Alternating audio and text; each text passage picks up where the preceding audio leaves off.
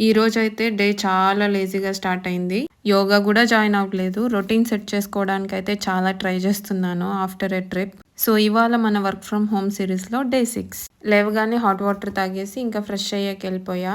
ఇంకా నా puffy face పోలేదు. కొంచెం యాక్టివ్ ఉండేకి ట్రై చేయాలి. ఈరోజు చాలా పెండింగ్ వర్క్స్ ఉన్నాయి మనకి.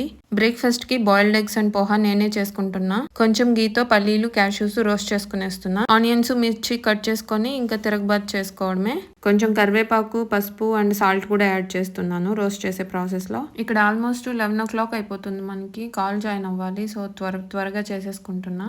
ఇంకా అంతా లైట్‌గా రోస్ట్ అయిన తర్వాత ముందుగానే కడిగి సోక్ చేసి పెట్టుకున్న పోహా అండ్ పల్లీలు వేసుకొని ఇంకా మొత్తం కలుపుకొని తినేయడమే. So, this is my breakfast. ఎంత కలర్‌ఫుల్‌గా ఉందో అంతే టేస్టీగా కూడా ఉంది. చాలా నచ్చింది నాకు. బాగా ఆకలిగా ఉండడం వల్ల ఎందుకో. ఇంకా 5 మినిట్స్‌లో బ్రేక్‌ఫాస్ట్ చేసేసి వర్క్ దగ్గరికెళ్ళిపోయినాము. కాఫీ ప్రిపేర్ చేసుకుందాం అనుకున్నాను కానీ ఈరోజు అనగానే మా మమ్మీ పాలు పెట్టలేదు.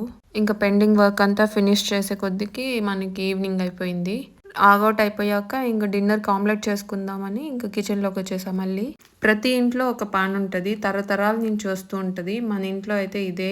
ట్రస్ట్ మీ చపాతీలు కానీ, దోసలు కానీ ఈ పాన్‌లో వచ్చినంత టేస్టీగా వేరే ఎందులోనూ రాదు. ఇక మన 2 ఎగ్స్ ఆమ్లెట్ అయితే రెడీ అయిపోయింది. తినేసాను. ఇక పడుకునే ముందు ఒక ఫేస్ ప్యాక్ వేసుకొని 15 మినిట్స్ తర్వాత ఫేస్ వాష్ చేసుకొని మనం రెగ్యులర్‌గా యూజ్ చేసే moisturiser and lip balm apply చేసుకొని ఇక పడుకోవడమే. లైక్ అండ్ సబ్స్క్రైబ్ మర్చిపోకండి. Bye bye.